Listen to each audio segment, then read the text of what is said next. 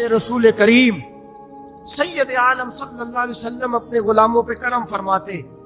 شاہ ولی اللہ محدث دہلوی ہندوستان میں جتنے مکاتب فکر ہیں سب کے متفقہ پیشوا ہے شاہ ولی اللہ. جو بھی کسی مکتبہ فکر سے تعلق رکھتا ہے شاہ ولی اللہ صاحب سے اس کا سلسلہ حدیث ملتا ہے.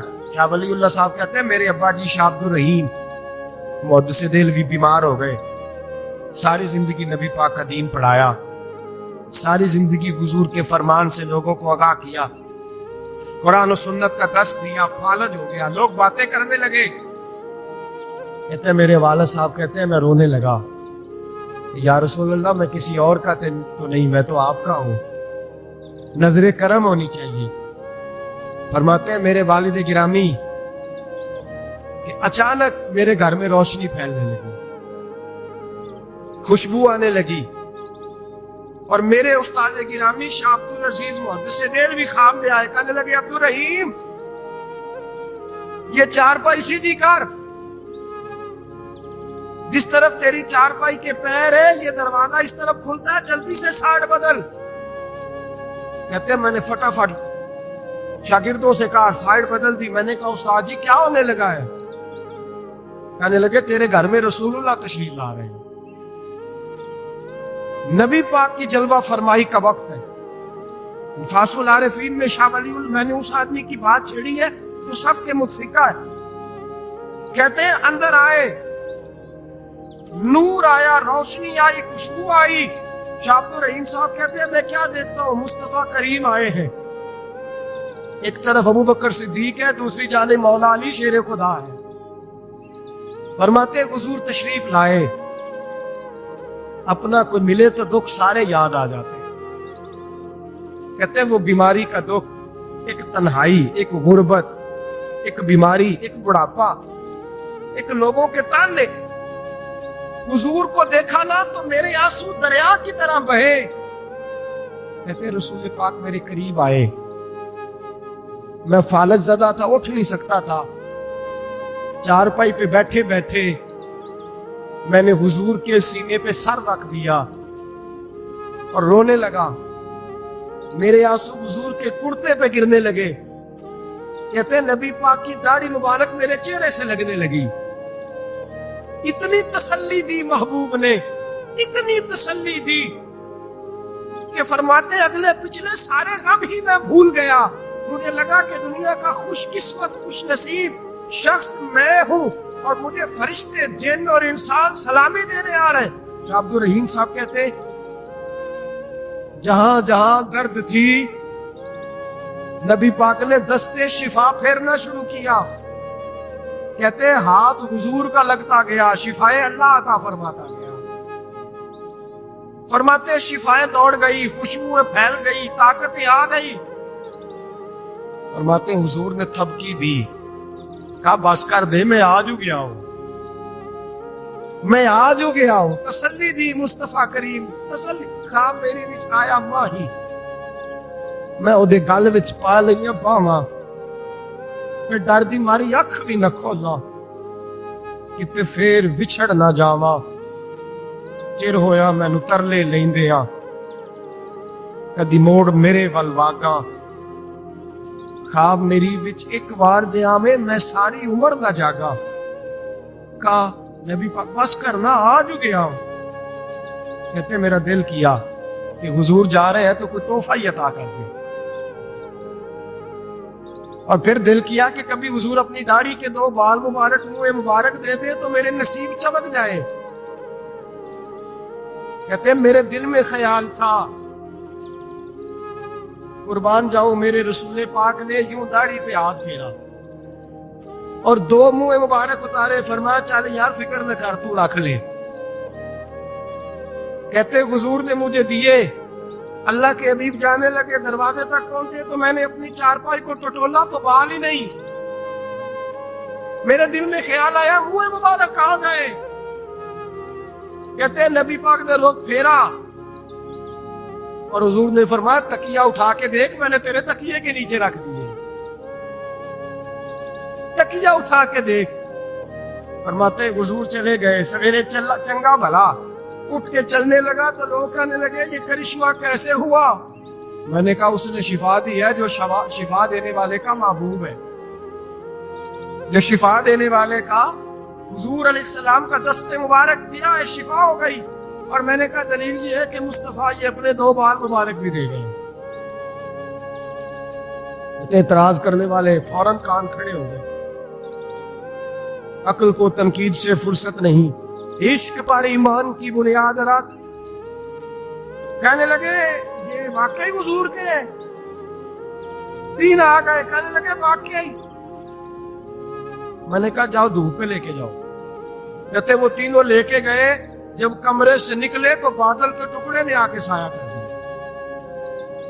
بادل کا ٹکڑا سایہ کرتا ہے، ایک مان گیا، 2 کہنے لگے جی اچانک ہو گیا۔ میں نے کہا دوبارہ جاؤ، 1 بار نہیں، 2 بار نہیں، 100 بار جاؤ۔ میں رسول اللہ کا نوکر ہوں، میں نوکری کر کے کھاتا ہوں، جھوٹ بول کے نہیں کھاتا۔ میں حضور کے نام پہ جھوٹ بولوں گا؟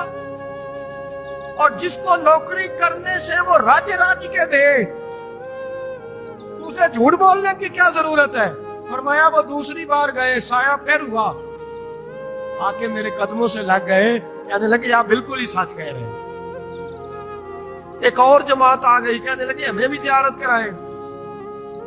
میں نے تالے میں رکھے ہوئے تھے، تالا کھولتا ہوں تو کھلتا ہی نہیں، کھولتا ہوں تو کھلتا ہی نہیں۔ کہنے لگے شاہ جی خیر تو ہے، کیوں نہیں کھلتا؟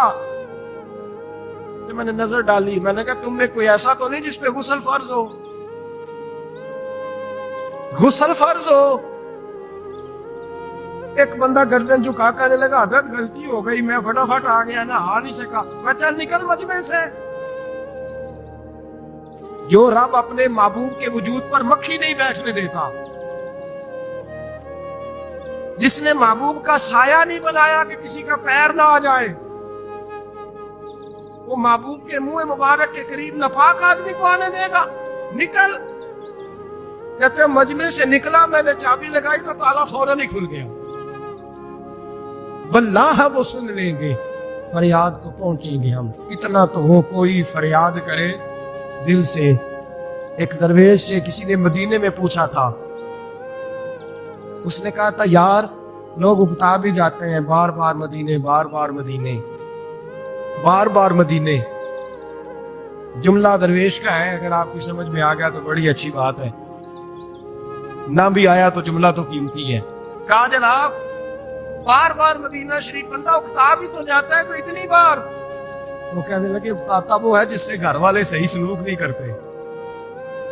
جو کسی کے گھر جائے اور اسے پیار ملے، احترام ملے، کھانا اچھا ملے، شفقت ملے، محبت ملے، وہ تو کہتا میں نے پھر جانا ہے، میں نے پھر جانا ہے، میں نے پھر جانا ہے۔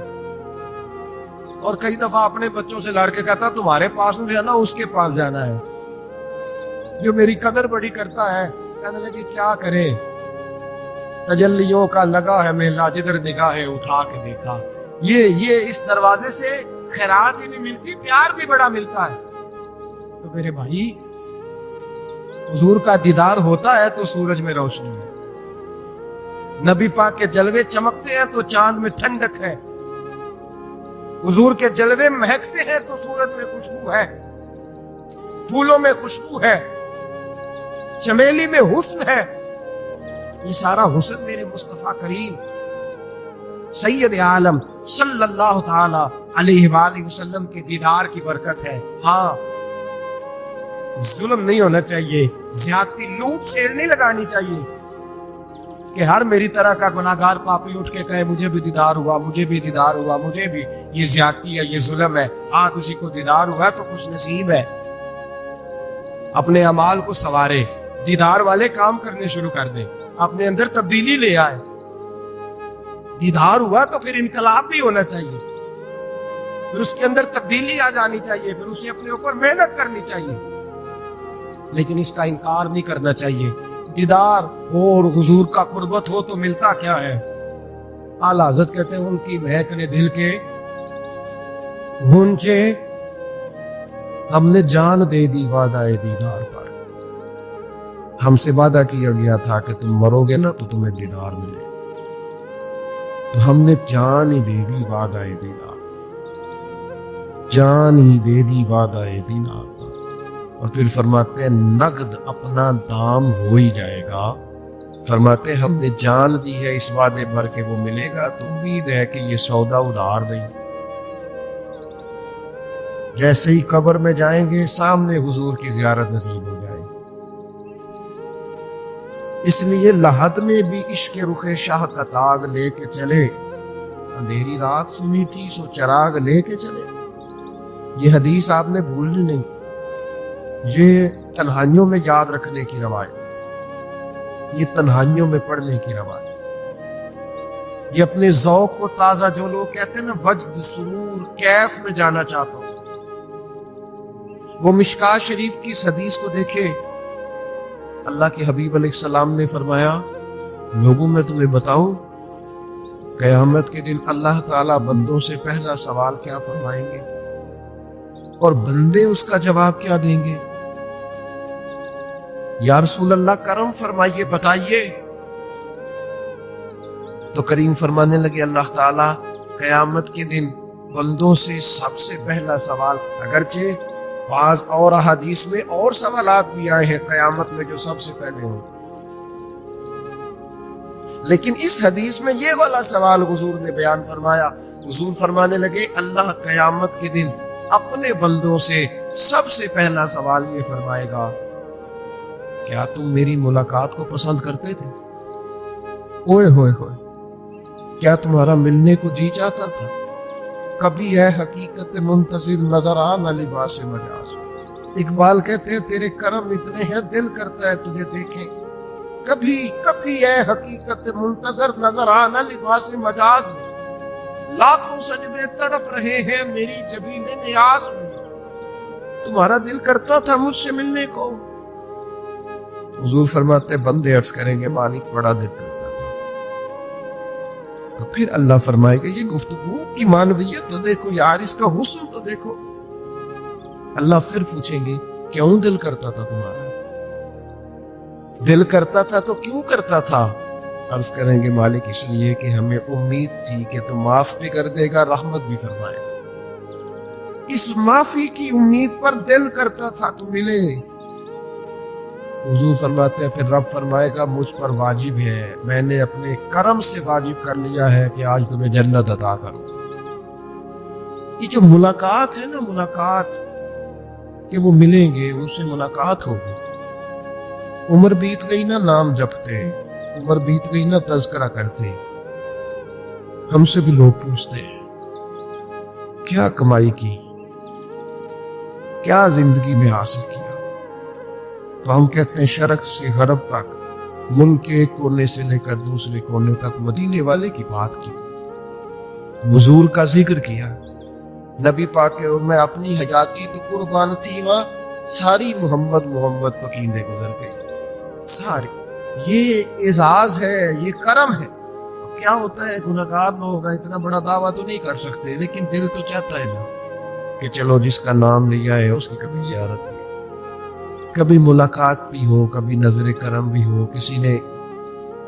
کسی نے اپنے محبوب سے کہا تھا کہ ذرا ایک نظر مجھ پہ بھی کیجئے، تو قریب بیٹھے ایک شخص نے کہا یار تو نے بڑا دعویٰ کیا ہے، جو محبوب ہوتے ہیں ان کو تکلیف نہیں دی جاتی، تو کہتا ہے پورا چہرہ ہی تیری طرف پھیرے۔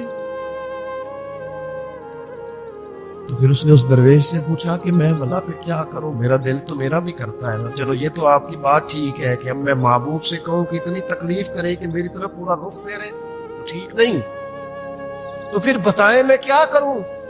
تو اس نے کہا ان راہوں میں کھڑا ہو جا جن راہوں کی طرف وہ کریم دیکھتا ہے۔ چلو اسی با کردار کو دیکھتے دیکھتے بیچ میں تیرے اوپر بھی نظر، مجھ پہ محشر میں نصیر ان کی نظر پڑ ہی گئی، مجھ پہ محشر میں نصیر ان کی نظر، اوئے ہوئے اللہ کرے آپ کو بھی وہ لطف آئے جو مجھے آ رہا۔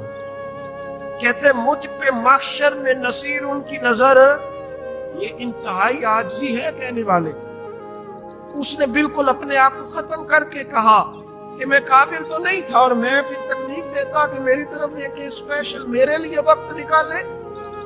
اور کرم یہ ہوا کہ مجھ پہ محشر میں نصیر ان کی نظر پڑ ہی گئی. کہنے والے اسے کہتے ہیں خدا کا کرنا.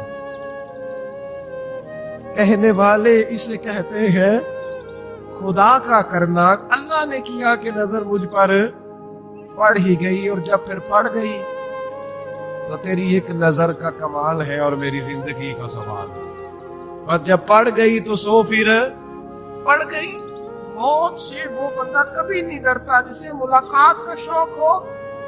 ملنا چاہے داتا علی اجمیری سے اور موت سے ڈرے, ملنا چاہے حضرت غوث پاک جیلانی سے اور پھر موت سے ڈرے. زندگی گزری ہو علی علی کرتے پھر موت سے ڈرے. عمر بھر سیدنا عثمان غنی کی سخاوت کی بات کی ہو اور پھر جنت نہ جا کے ان سے ملنے کا شوق پیدا نہ کرے. ساری زندگی سیدنا فاروق کا عدل بیان کیا ہو, ساری زندگی ان کے انصاف کا تذکرہ کیا ہو, پوری امت کو بتایا ہو کہ اگر جینا چاہتے ہو تو عمر کے رستوں پر چلو, اور پھر یہ موت سے ڈرے اور مر کے جناب فاروق اعظم کی زیارت کو پسند نہ کرے. جسے صدیق کی وفائیں یاد ہو, جنہیں جناب ابو بکر صدیق کا عشق یاد ہو, وہ پھر ان کی زیارت نہ کرنا چاہے اور ساری عمر حضور کی ناز پڑھی. مانا نہیں آتا تھا پھر بھی کہا بلغ العلا بکمالہ کشفت دجا بجمالہ حسنت جمیع خصالہ صلوا علیہ والہ سے نہیں ترجمہ آتا تھا, پر جب بھی کو پڑھتا تھا یہ بھی جھومتا تھا مولا یصلی وسلم دائما. میں آپ کو بتاتا ہوں توتلا آدمی, توتلا اور دیوانہ مجذوب بیچارہ, سمجھ نہیں, توتلا بولنا بھی ٹھیک نہیں آتا. مجھے نماز کا سلام پھرا تو وہ جلدی آ گئے, تو ایک مجذوب آدمی اتنے سادے تھے, تو سلام لی تو کہنے لگے میں گل کرنی سی. میں نے ان سے کہا کہ تھوڑی دیر کے بعد ملتے ہیں. سادہ آدمی ہے, اللہ مجھے معاف کرے, میں نقل تو نہیں ان کی اتار سکتا. اس زبان کو ہم توتلی نہیں کہتے, ہم اس زبان کو بلالی زبان کہتے ہیں. یہ بڑی خوبصورت زبان ہوتی ہے. یہ جو توتلے لب و لہجے ہوتے ہیں نا, وہ جب بچہ پوری طور پہ اماں نہیں کہہ سکتا, توتلا ہوتا ہے, تو کوئی مزہ آتا ہے اماں کو ابا کہلوانے میں. جب وہ پوری طور پر باپ کو بابا نہیں کہہ سکتا اور توتلا ہوتا ہے تو کوئی مزہ آتا ہے کہنے میں. وہ جب دادی نانی دادا کہتا ہے تو دادے کا دل کرتا ہے یہ 100 بار کہے, کیونکہ اسے کہنا نہیں نہ آتا. لیکن اس توتلاہٹ میں جو اس کو لطف آتا ہے. مجھے بڑے لوگ آ کے شعر سناتے ہیں, میں نے بڑے خوشگنوں نعت خوانوں سے زندگی میں سنا ہے. وہ صاحب میرے پاس آئے اور میں نے کہا بعد میں ملیں گے. تو سادہ آدمی ہے, مجذوب ہے, پورا شعور نہیں رکھتا. مجھے کہنے لگا مصطفیٰ جان رحمت کے بعد, مصطفیٰ جان رحمت پہ لاکھوں سلام کے بعد, یعنی مانا یہ تھا کہ سلام کے بعد. اب بڑے بڑے سریلے بندوں سے بھی بندہ سنتا ہے, میرا دل کرے. اور میں نے جان بوجھ کے ان سے کہا دوبارہ کیا جائے ذرا, کیونکہ توتلے تھے. تو میں نے کہا تو کہنے لگے مصطفیٰ جان رحمت پہ لاکھوں سلام کے بعد وہ میرے عزیز یاد رکھو ساری زندگی حضور کی نعتیں پڑھی, نبی پاک کے تذکرے سنے. اب موت سے ڈر جائیں, حالانکہ موت تو ایک پل ہے, پل سے گزریں گے تو سامنے اللہ کا دیدار بھی ہوگا, مدینے والے کی زیارت بھی نصیب ہو. تو زیارت ہوگی اور ہر نظر کانپ اٹھے کہ محشر کے دن خوف سے ہر کلیجہ دہل جائے گا.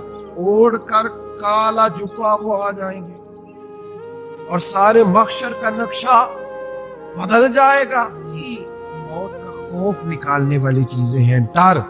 اچھا مجھے ایک بات بتائیں, یہ میں امید کی بات کرنے لگا ہوں. چلے اب یہ بات تو مشکل ہے پر کرنی پڑے گی, مجبوری ہے. کبھی کبھی ابا جی سے مار بھی پڑ جاتی ہے بندے کو گھر میں, وہ 2-4 لگ بھی جاتی ہے. اس وقت جو سب سے بڑا سہارا کسی کو نصیب ہوتا ہے وہ یہ ہوتا ہے کہ اللہ کرے اماں گھر میں موجود ہے. اور میں نے دیہاتوں میں کئی مائیں ایسی دیکھی ہیں جو بیٹے کے حصوں کی مار کھاتی ہیں.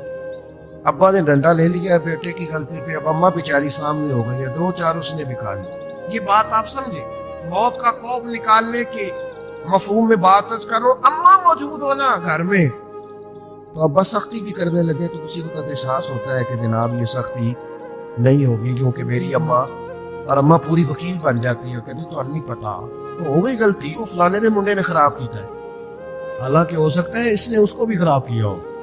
لیکن وہ اما وکیل ہے، وہ وکالت کر رہی ہے اور وہ پے لاس کر رہی ہے. ہوتا ہے ایسے. اس بات کو سمجھ لیں اچھے طور پر.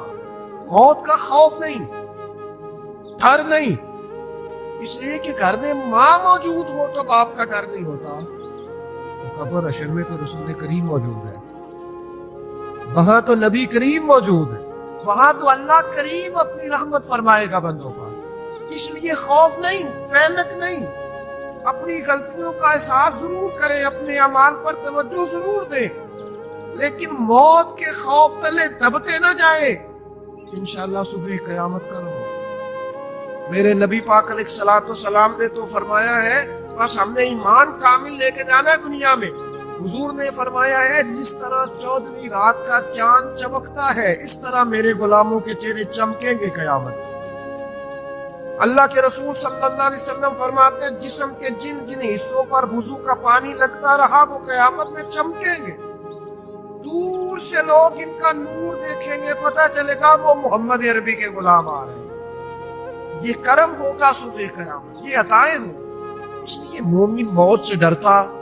سیدنا بلال حبشی رضی اللہ تعالیٰ عنہ، آخری وقت ہے، نزع کا عالم تاریخ. اور یہ گفتگو دیکھیں غلاموں کی، آپ کی اہلیہ رو پڑی، کہنے لگی ہائے ہائے افسوس.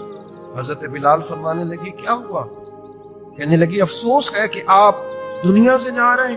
تو حضرت بلال نے مضمون ہی بدل دیا، سوچ کا زاویہ ہی بدل دیا. فرمانے لگے یہ افسوس کا مقام نہیں، یہ تو خوشی کا مقام ہے. اس لیے کہ میری آج آنکھیں بند ہوگی، قبر میں کھلیں گی، مدینے والے محبوب سے بھی ملوں گا، حضور کے غلاموں سے بھی ملوں گا صلی اللہ تعالی علیہ وسلم. تو موت تو مقام مسرت ہے، اور اگر یہ مل جائے زندگی میں ایک بدو ایمان لے آئے. ابن ماجہ میں موجود ہے. حضرت ابو ہریرہ رضی اللہ تعالیٰ عنہ حدیث کے راوی ہیں، فرماتے ہیں کہ بدو ایمان لائے اور انہوں نے حضور علیہ السلام کے ساتھ ہجرت بھی کی. ابن ماجہ میں موجود ہے. تو نبی پاک علیہ السلام نے نا انہیں ایک صحابی کے ساتھ کر دیا، اب ان کے کام کاج میں مصروف ہو گئے ان کے ساتھ. تو حضور علیہ السلام نے نا ایک جگہ سے مال غنیمت آیا، تو طریقہ مبارکہ یہ تھا کہ مال غنیمت میں سب کو حصہ دیا جاتا تھا. اگرچہ وہ جہاد پہ نہیں گئے لیکن حضور نے انہیں بھی حصہ دیا. تو وہ صحابی تو رو پڑے. عرض کرنے لگی حضور میں اس کے لیے تو ایمان نہیں لایا تھا. حضور نے فرمایا پھر بتائیے، گرچہ حضور جانتے ہیں کس لیے لائے تھے. عرض کی حضور میں تو اس لیے ایمان لایا تھا کہ میں رب کی راہ میں لڑوں گا اور میں اپنی جان پیش کروں. میں شہادت کے لیے ایمان لایا تھا، مجھے یہ مال دولت نہیں چاہیے. تھوڑی ہی دیر گزری کہ ایک اور مارکے کا اعلان ہو گیا، جنگ کا اعلان ہو گیا. حضور نے فرمایا چلو. وہ گئے اور چند ہی لمحے گزرے کہ وہ میدان میں اترے اور پھر شہید ہو گئے. صحابہ کرام ان کی مقدس لاش مبارک کو اٹھا کے محبوب کے قدموں میں لائے تو نبی کریم نے کیا خوبصورت بات ارشاد فرمائی. حضور فرمانے لگے دیکھو اس نے اللہ کی تصدیق کی ہے تو رب نے بھی اس کی تصدیق فرما دی. اور پھر یہ دو جملے محبوب کہتے کہتے اٹھے اور پھر حضور نے اپنا جبہ مبارک اٹھا اور اتار کے فرمایا اس بندے کو نہ اس جبے میں کفن دے دو، اس میں اسے کفن دو، اس لیے کہ تو شہادت کے لیے ایمان ہے. موت کی آنکھوں میں آنکھیں ڈال کے جیا، اپنی زندگی کمزور نہ بنا. مسلمانوں پہ کافر کا روب طاری ہو گیا ہے. ایک تو ہوتا ہے نا کہ کوئی مدد کرنا، کوئی آگے بڑھنا، فلسطین کا نام تک نہیں لے رہے حکمران زبان سے، ذکر تک نہیں کر رہے، چینل ذکر نہیں کر رہے. اتنا روب، اتنا کفر کا خوف، صرف اس لیے کہ ہمیں موت کا ڈر ہے، مر جائیں گے. تو بستر پہ نہیں مریں گے، بیماریوں سے نہیں مر جاتے لوگ. خدا کے بندو اپنی زندگی میں اتنا خوف اگر موت کا پیدا کر لو گے. حضرت سعید ابن جبیر رضی اللہ تعالیٰ عنہ بہت بڑے فقیہ تھے. حجاج بن یوسف نے بلایا اور کہنے لگا میں تمہیں موت دینے لگا ہوں، مار دوں گا تمہیں.